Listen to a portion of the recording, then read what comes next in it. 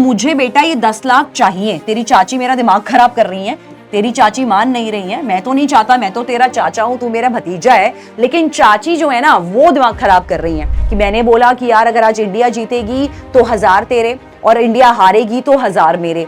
तो हमने एक शर्त लगा ली कि यार इंडिया जीतेगी नहीं जीतेगी। तो जबकि ये अनरिटन कॉन्ट्रैक्ट्स होते हैं, तो ये क्या करते हैं, इनका काम होता है प्रोटेक्ट करना unjust enrichment of one party over another. इसको कॉन्ट्रैक्ट क्यों नहीं बोलते? क्योंकि ये होते हैं आपके सट्टेबाजी वाले, शर्त लगाने वाले, बेटिंग करने वाले कॉन्ट्रैक्ट्स, और क्योंकि ये इलीगल हैं। Hello everyone, welcome to an amazing channel of PW CLAT. I'm Advocate Mansi Jain. Legal reasoning के आज के लेक्चर नंबर 2 में सभी बच्चों का स्वागत है क्लैट नेक्सस 2.0 बैच की क्लास में। और आज की क्लास को हम लोग आगे बढ़ाएंगे, जहां पर कॉन्ट्रैक्ट लॉ से रिलेटेड अनदर टॉपिक आज हम करने वाले हैं, that is special form of contracts 2। तो प्रीवियस क्लास में बच्चों आप लोगों ने अगर देखा होगा तो स्पेशल फॉर्म ऑफ कॉन्ट्रैक्ट्स का हमने पार्ट 1 किया, जहां पर हमने ये समझा कि सब्जेक्ट मैटर के बेस पर कॉन्ट्रैक्ट्स को डिवाइड किया जाता है, कि अलग अलग टाइप के कॉन्ट्रैक्ट्स को अलग अलग कैटेगरी में डाला जाता है। लास्ट क्लास में हमने पढ़ा था कि कॉन्ट्रैक्ट्स ऑफ गारंटी क्या होते हैं, कॉन्ट्रैक्ट्स ऑफ इंडेमनिटी क्या होते हैं, what are the contracts of agency, what are the contracts of bailment. तो इसी चीज को हम लोग आगे बढ़ाएंगे। आज की क्लास में जो जो कॉन्ट्रैक्ट्स हम लोग करने वाले हैं in the special form of contracts, that will be covering the topics of number 1 will be covering contingent contracts. Contingent contracts को हम लोग कंडीशनल कॉन्ट्रैक्ट्स भी कहते हैं, क्योंकि इनका जो फुलफिलमेंट होता है वो एक स्टिपुलेटेड कंडीशन पर बेस्ड होता है, और कॉन्टिंजेंट कॉन्ट्रैक्ट्स वैलिड कॉन्ट्रैक्ट्स होते हैं। हालांकि कुछ कॉन्ट्रैक्ट्स को वेजरिंग कॉन्ट्रैक्ट्स या वेजरिंग अग्रीमेंट्स भी कहा जाता है, और ये भी एक कंडीशन पर बेस्ड होते हैं, लेकिन जो हमारे वेजरिंग कॉन्ट्रैक्ट्स होते हैं वो होते हैं वॉइड एब इनिशियो, बनते के साथ ही कैंसिल। वेजरिंग अग्रीमेंट्स कॉन्ट्रैक्ट्स वो होते हैं जो कोई शर्त या सट्टा लगाने पर यकीन रखते हैं, तो ये वाले कॉन्ट्रैक्ट्स कैंसिल होते हैं फ्रॉम द बिगिनिंग। इसके अलावा will be dealing with hypothecation contracts, जो बैंक लोन्स वाले कॉन्ट्रैक्ट्स होते हैं। Will be dealing mortgage contracts, जिनको कॉन्ट्रैक्ट ऑफ प्लेज भी कहा जाता है। And last but not the least, will also be doing quasi contracts. Quasi contracts के बारे में एक खासियत है कि quasi contracts कभी भी written contracts नहीं होते हैं, ये unwritten contracts होते हैं। तो ये unwritten contracts होते हैं, और कभी कभी quasi contract वाली जब situation आती है तो unwritten contracts होने के बावजूद भी ये contracts work करते हैं equity पे, rationality पे, और उस केस में अगर आपका कोई पैसा लगा होता है तो वो आपको reimburse हो जाता है, even if it's an unwritten contract, जो हम लोग पढ़ने वाले हैं क्वासी कॉन्ट्रैक्ट्स के अंडर। So let's quickly move ahead and start our class with contingent contracts for the day. आज हम सबसे पहले पढ़ेंगे कॉन्टिंजेंट कॉन्ट्रैक्ट। अक्सर आपने सुना होगा कॉन्टिंजेंट कॉन्ट्रैक्ट्स के बारे में। सेक्शन 31 कॉन्टिंजेंट कॉन्ट्रैक्ट्स को कवर करता है। यह बोलता है कि जो भी कॉन्ट्रैक्ट्स कंडीशनल कॉन्ट्रैक्ट्स होते हैं, ये कंडीशनल कॉन्ट्रैक्ट्स होते हैं। कॉन्टिंजेंसी का अपने आप में मतलब ही यही होता है। तो इस केस में ये कॉन्ट्रैक्ट्स जो होते हैं ये फुलफिल होते हैं जब एक कंडीशन जो फ्यूचर में है, जो स्टिपुलेट करी गई है, वो या तो होगी या वो नहीं होगी। जब वो कंडीशन होगी या नहीं होगी, उसके बाद पार्टीज को अपने ऑब्लिगेशंस निभाने हैं। जनरली इसका अगर आप एग्जांपल लो तो इसमें आपके इंश्योरेंस कॉन्ट्रैक्ट्स कवर होते हैं। इवन इंडेमनिटी कॉन्ट्रैक्ट्स भी इसी का सबसेट है।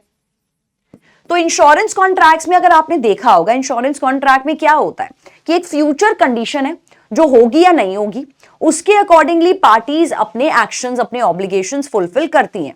अगर आज आप अपना मोटर व्हीकल इंश्योरेंस करा रहे हो, मरीन इंश्योरेंस करा रहे हो, अपना घर का इंश्योरेंस करा रहे हो, अपने व्हीकल का इंश्योरेंस करा रहे हो, अपनी हेल्थ का इंश्योरेंस करा रहे हो, तो इस केस में आप सबसे पहले क्या देंगे, एक प्रीमियम की पेमेंट देते हैं आप लोग। पेमेंट ये कहती है कि आपने सपोज ईयरली, मंथली या 6 मंथ्स के सेंस में आपने 2 साल में 2 बार आपने वो पेमेंट करी, आपने दे दिया प्रीमियम। अब वो क्या बोलते हैं कि इतने पर्टिकुलर प्रीमियम पे जी हम इतने का कवर देते हैं। मान के चलो आपने 10,000 का प्रीमियम पे किया और उन्होंने कहा कि 10,000 के प्रीमियम पर आपको हर साल वो प्रीमियम देना है, वो नॉन रिफंडेबल होता है। उन्होंने बोला कि इस साल के अंदर, सपोज कार व्हीकल की बात करें, कि इस साल के अंदर अगर आपकी गाड़ी को कवर उन्होंने दिया आपको 2 लाख, तो उन्होंने कहा कि 2 लाख तक का अगर आपकी गाड़ी में कोई भी नुकसान होगा तो हम इंश्योरेंस कंपनी है, हम वो अमाउंट पे करेंगे। अगर आपकी गाड़ी को कुछ नहीं होता तो वो आपका प्रीमियम पेमेंट रिफंडेबल नहीं होता, तभी तो इंश्योरेंस कंपनी के पैसे बनेंगे।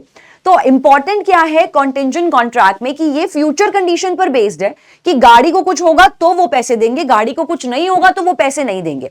तो यहां पर फ्यूचर कंडीशन जब होगी, जब आपकी गाड़ी को कुछ होगा, आपकी हेल्थ को कुछ होगा, या अगर आपने घर का इंश्योरेंस कराया है तो घर में अगर आग लगेगी, तो यहां पर पार्टी के ऑब्लिगेशंस आएंगे कि वो आपको पेमेंट करेंगे। दैट इज वाई ये सेक्शन 31 के कॉन्टिंजेंट कॉन्ट्रैक्ट में कवर होगा। तो ये कहता है कि जब कभी भी पार्टीज को कुछ करना है या कुछ नहीं करना है, वो किस चीज पर डिपेंड करता है, एक इवेंट। वो इवेंट क्या है, आपका फ्यूचर इवेंट, जो कोलेट्रल होता है सच कॉन्ट्रैक्ट्स में कि वो इवेंट या तो हो जाएगा या क्या पता वो इवेंट ना हो। तो इस इवेंट के हिसाब से पार्टीज के परफॉर्मेंस मैटर करते हैं, उनके ऑब्लिगेशंस मैटर करते हैं, और दोनों पार्टीज में से किसी को नहीं पता होता कि ये इवेंट होगा कि नहीं, क्योंकि ये एक आपका अनसर्टेन इवेंट होता है। अनसर्टेन फ्यूचर इवेंट कहलाता है जिस पर पूरा का पूरा कॉन्टिंजेंट कॉन्ट्रैक्ट बेस्ड होता है।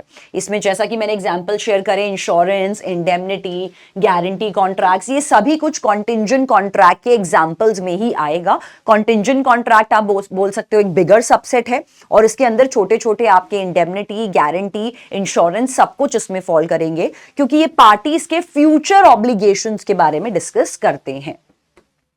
कॉन्टिंजेंट कॉन्ट्रैक्ट के कुछ एसेंशियल कैरेक्टरिस्टिक्स हैं। नंबर 1 ये कहता है कि जो परफॉर्मेंस है कॉन्टिंजेंट कॉन्ट्रैक्ट्स की, वो किस चीज पर डिपेंड करेगी, फ्यूचर डेट पर डिपेंड करेगी, फ्यूचर इवेंट पर मैटर करती है। सेकंड कहता है ये जो हैपनिंग है फ्यूचर इवेंट का, ये अनसर्टेन है, ये कंफर्म है कि ये होगा कि नहीं होगा, 50-50% चांस होता है कि ये इवेंट होगा या फिर ये इवेंट नहीं होगा। This happening or maybe the non-happening of such future event should not form an essential part of the contract, but it should only be collateral. जैसे आप इंश्योरेंस की बात कर रहे हो, इन्होंने बोला होना ना होना major point, major essential part नहीं है, क्योंकि शायद गाड़ी को नुकसान होगा, शायद मरीन इंश्योरेंस में आपके शिप को लॉस होगा, या शायद आपकी हेल्थ को प्रॉब्लम आए ना आए। प्रीमियम तो आपने पे कर दिया है ना, प्रीमियम तो इस केस में आपने पे कर ही दिया है। तो ये कहना चाहता है कि ये फ्यूचर इवेंट माना जिस पे पूरा कॉन्ट्रैक्ट बेस्ड है, लेकिन वो ऐसा नहीं है कि वो ही पूरे के पूरे कॉन्ट्रैक्ट का एसेंशियल है। क्योंकि अगर आपकी गाड़ी को कुछ नहीं हुआ, आपकी हेल्थ को कुछ नहीं हुआ, तो इसका ये मतलब नहीं है कि आप प्रीमियम नहीं पे करोगे। प्रीमियम तो आपने पे करना ही करना है, उसके बाद सेकंड पार्टी के ऑब्लिगेशन निकलेंगे बाद में। तो ये जो फ्यूचर इवेंट होता है ये एसेंशियल नहीं होता कॉन्ट्रैक्ट में, ये कोलेटरल होता है। Happening or non-happening of such future event must be beyond the powers of the contracting parties। मतलब जो पार्टीज कॉन्ट्रैक्ट में एंटर हुए हैं, तो ये जो फ्यूचर इवेंट है वो दोनों के हाथों में नहीं है, दोनों को नहीं पता कि वो इवेंट होगा या वो इवेंट नहीं होगा। नेक्स्ट आता है आपका वेजरिंग अग्रीमेंट। इसको कॉन्ट्रैक्ट क्यों नहीं बोलते, क्योंकि ये होते हैं आपके सट्टेबाजी वाले, शर्त लगाने वाले, बेटिंग करने वाले कॉन्ट्रैक्ट्स, और क्योंकि ये इलीगल हैं तो ये बनते के साथ ही आपके वॉइड, एब इनिशियो होते हैं। ये हम लोगों ने अलग से कवर किया है हमारे लेक्चर वॉइड अग्रीमेंट वाले लेक्चर में, वहां पर हमने वेजरिंग पढ़ा था। तो सेम पॉइंट है यहां पर कि ये जितने भी वेजरिंग होते हैं इनको अग्रीमेंट बोलते हैं, क्योंकि ये कॉन्ट्रैक्ट कभी बनते ही नहीं है, माने ही नहीं जाते, क्योंकि ये बनते के साथ ही कैंसिल वाले गार्बेज में चले जाते हैं। तो वॉइड एब इनिशियो होते हैं, इसलिए इनको वेजरिंग अग्रीमेंट बोलते हैं। अब वेजरिंग अग्रीमेंट में और कॉन्टिंजेंट कॉन्ट्रैक्ट में जो भी हमने पढ़ा, उसमें एक पॉइंट ऑफ कॉमनैलिटी है कि ये दोनों ही बेस्ड होते हैं फ्यूचर अनसर्टेन इवेंट पर। ये दोनों ही फ्यूचर के अनसर्टेन इवेंट पर बेस्ड होते हैं। लेकिन फिर ऐसा क्यों है कि जो वेजरिंग वाले होते हैं उनको तो बनते के साथ ही वॉइड मान लिया जाता है, क्योंकि ये शर्त ऐसी चीजों पे मैटर करते हैं, लेकिन कॉन्टिंजेंट कॉन्ट्रैक्ट को हम वैलिड मानते हैं। तो ऐसा क्या फैक्टर है जो इसको तो बना रहा है वॉइड, बनते के साथ ही कैंसिल, और इसको बना रहा है लेजिट राइट वैलिड? दोनों में कॉमन पॉइंट क्या है कि दोनों एक फ्यूचर इवेंट पर बेस्ड होते हैं।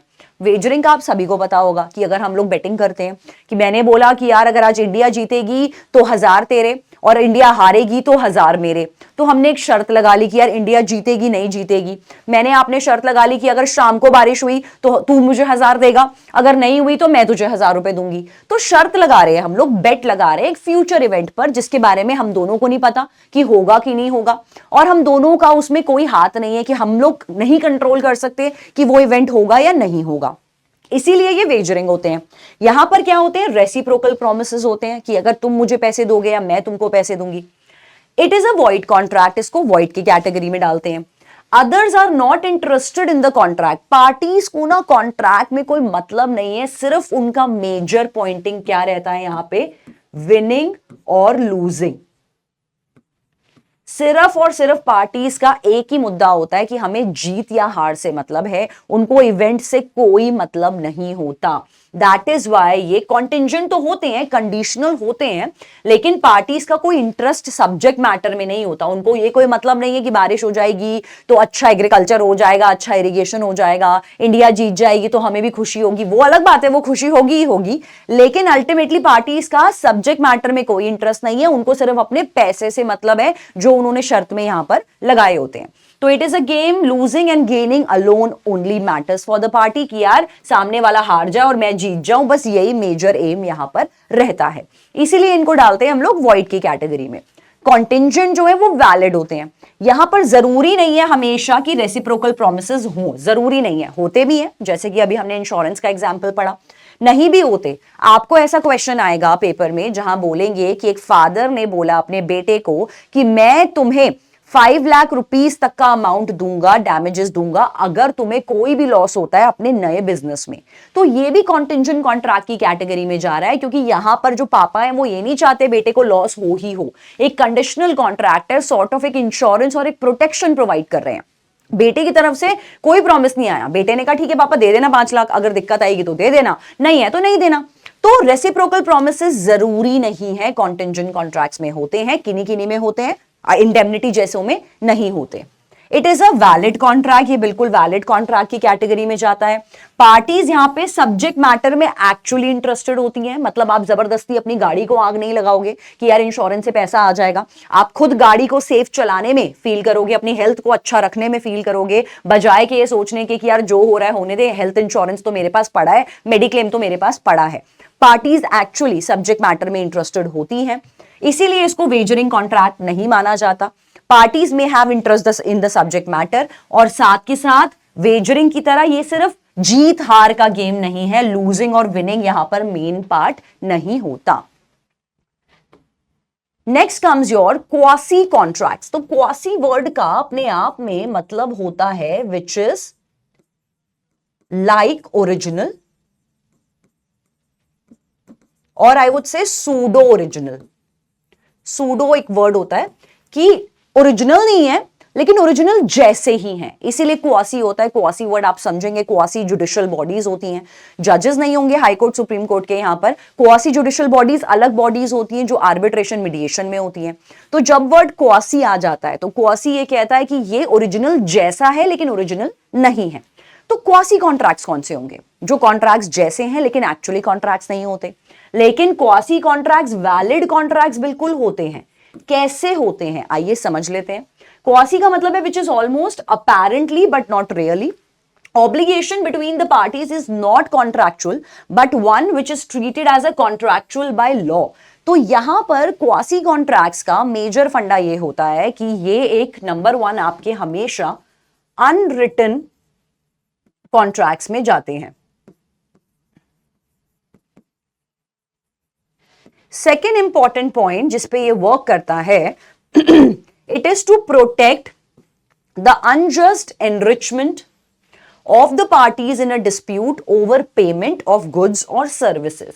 तो ये वर्क करते हैं on the principle of equity.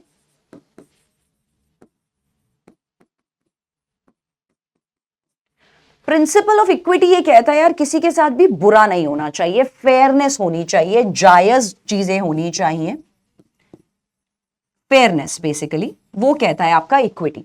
तो जबकि ये अनरिटन कॉन्ट्रैक्ट्स होते हैं तो ये क्या करते हैं, इनका काम होता है प्रोटेक्ट करना unjust enrichment of one party over another. Unjust मतलब गलत, जो जस्टिस नहीं है, जो न्याय नहीं है, अनजस्ट। एनरिचमेंट का मतलब होता है कि जब एक इंसान के पैसों का फायदा दूसरा इंसान उठा रहा है कॉन्ट्रैक्ट के बिना। तो इस केस में अगर आज कोई आपके पैसों का फायदा उठा रहा है तो इवन इफ आप दोनों के बीच में कॉन्ट्रैक्ट रिटन नहीं था, आप जाकर क्वासी कॉन्ट्रैक्ट्स के अंडर कोर्ट में उस पर्सन को सू कर सकते हो कि जी इस बंदे को मेरे इतने पैसे देने बनते हैं जो इसने मुझसे कभी लिए थे या क्या किया था, इवन इफ आपका और उस पर्सन के बीच में कोई रिटन कॉन्ट्रैक्ट नहीं है। वो नहीं बच पाएगा ये बोल के कि यार कॉन्ट्रैक्ट थोड़ी ना हुआ था तेरे मेरे बीच में, जा नहीं देता तेरे 5 लाख। आप ले सकते हो अगर वो आपका क्वासी कॉन्ट्रैक्ट्स में फिट हो रहा है। क्या होंगे क्वासी कॉन्ट्रैक्ट्स, कौन कौन सी कंडीशन आनी चाहिए इस केस में, वो समझना बहुत जरूरी है।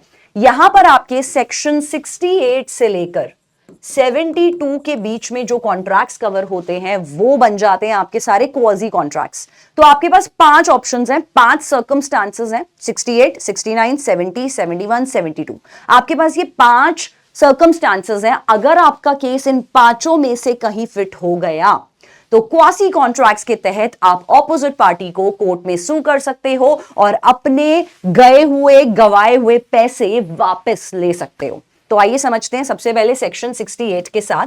सेक्शन 68 ये कहता है कि जब कभी भी आप नेसेसरी सप्लाई करोगे टू अ माइनर, नेसेसरीज, और ये लग्जरी नहीं होगा, ये ध्यान रखना, only necessaries supplied to a minor.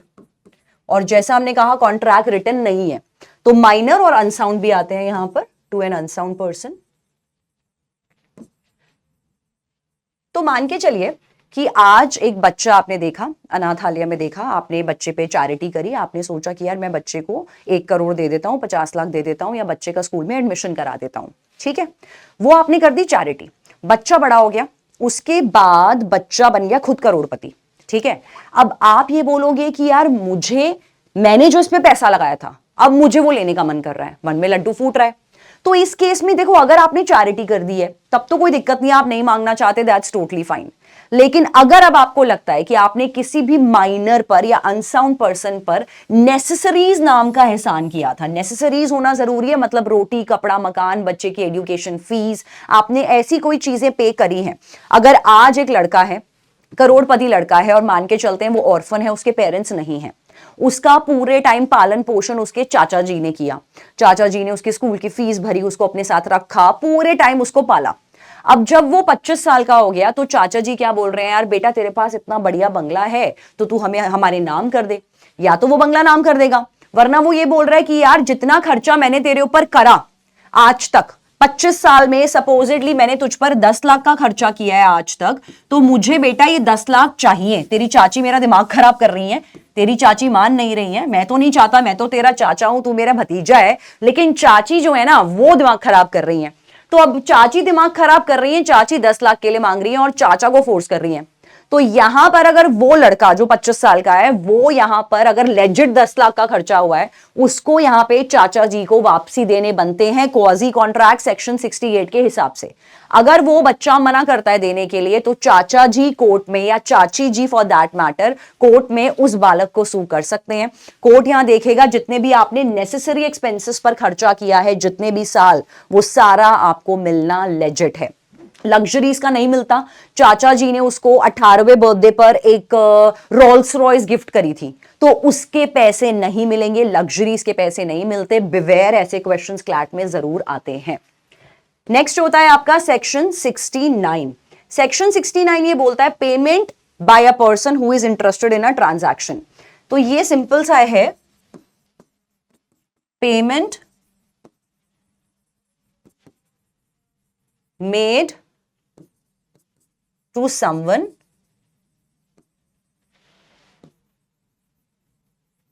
on behalf of another person।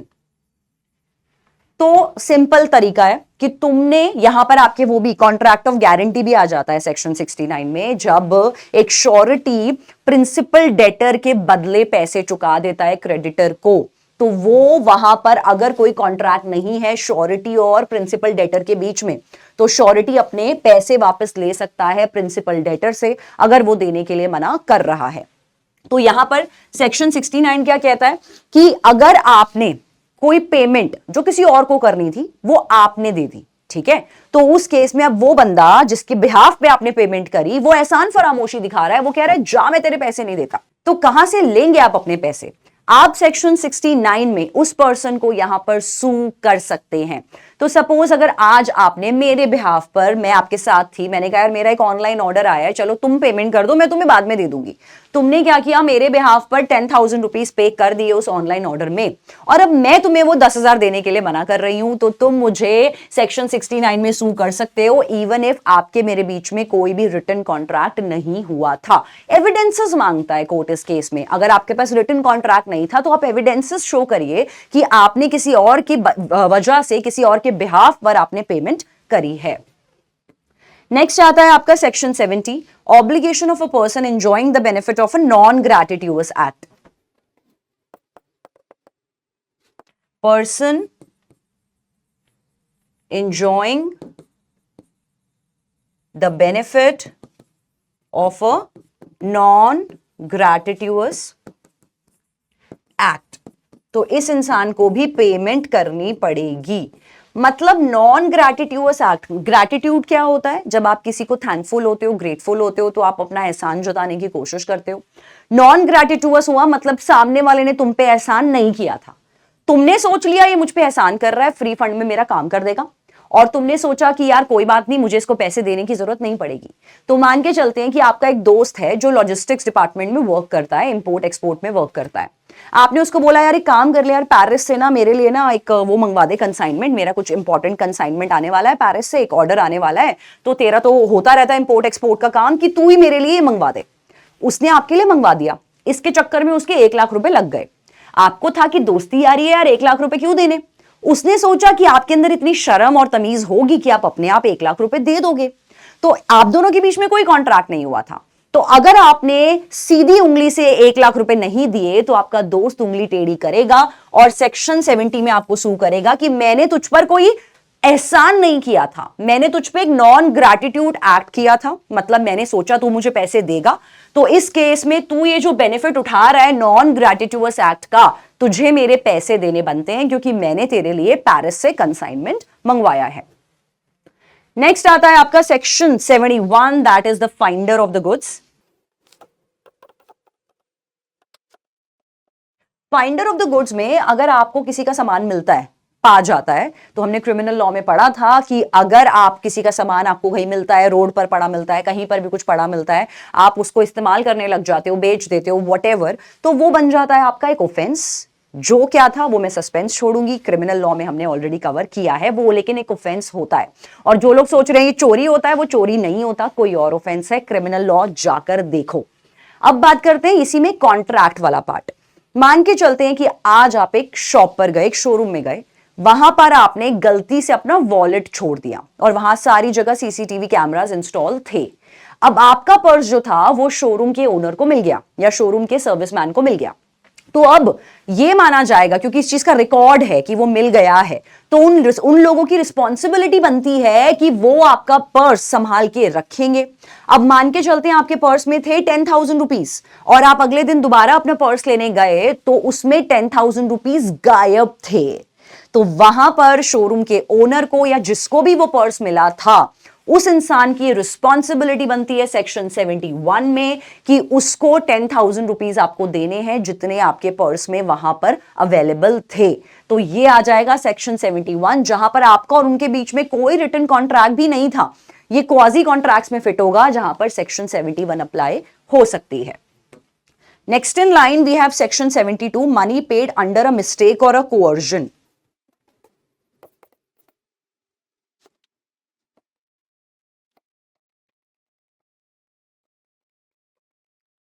Mistake होता है, गलती से आपने किसी को पैसे दे दिए जो आपको नहीं देने बनते थे, या किसी ने आपको डराया और तब आपने उसके पैसे दे दिए, that is the form of coercion जो हमने वॉइडेबल कॉन्ट्रैक्ट्स में किया है।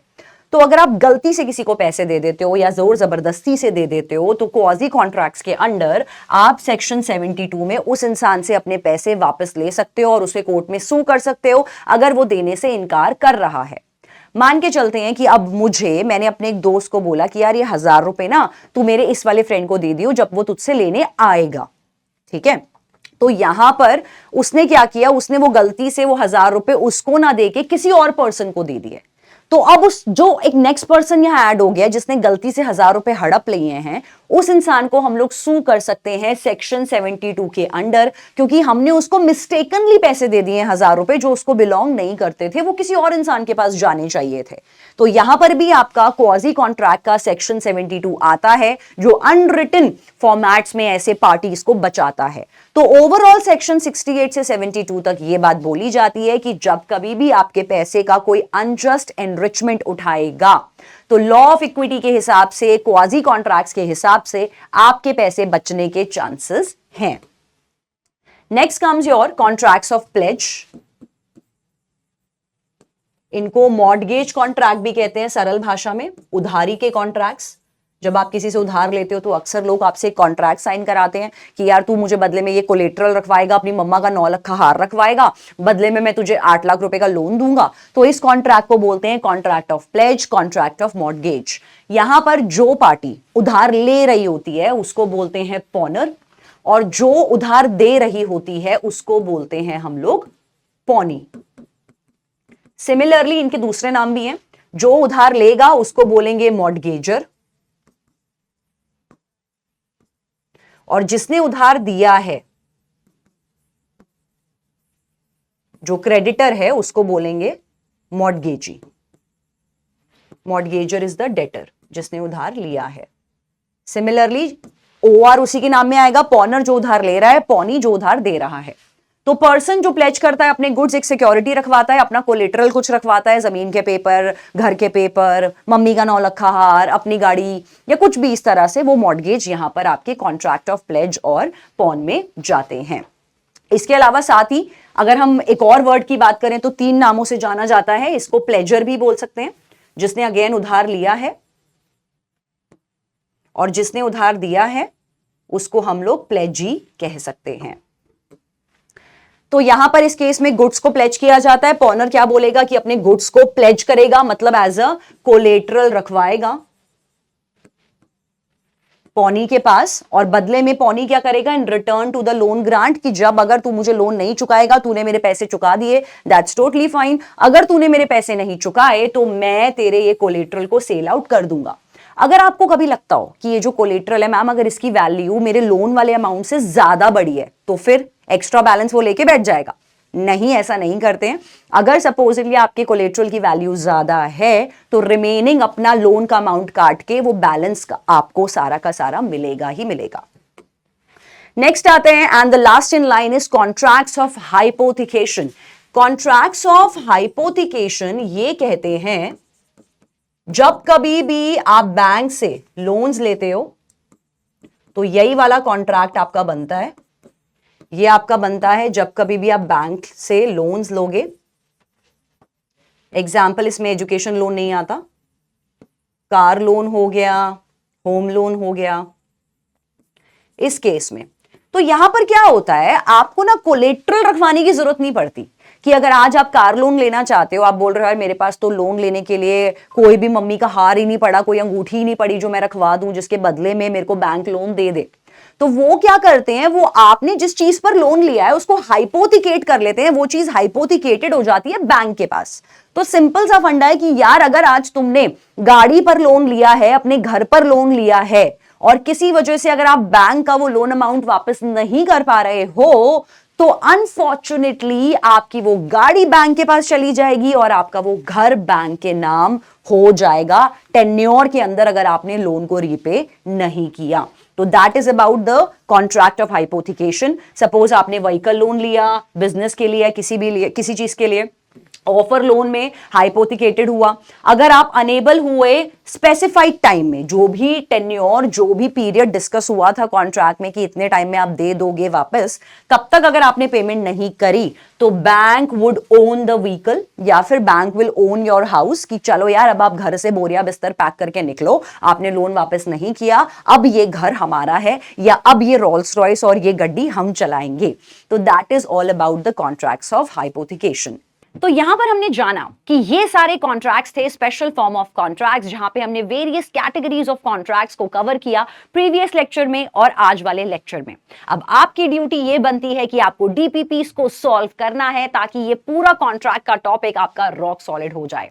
कॉन्ट्रैक्ट लॉ में सिर्फ एक टॉपिक हमारा और बचा है जहां पर हम लोग पढ़ेंगे कि रिमोटनेस ऑफ डैमेजेस क्या होते हैं, ब्रीच अगर कॉन्ट्रैक्ट का होता है तो क्या क्या रेमेडीज पार्टीज के पास अवेलेबल होती हैं।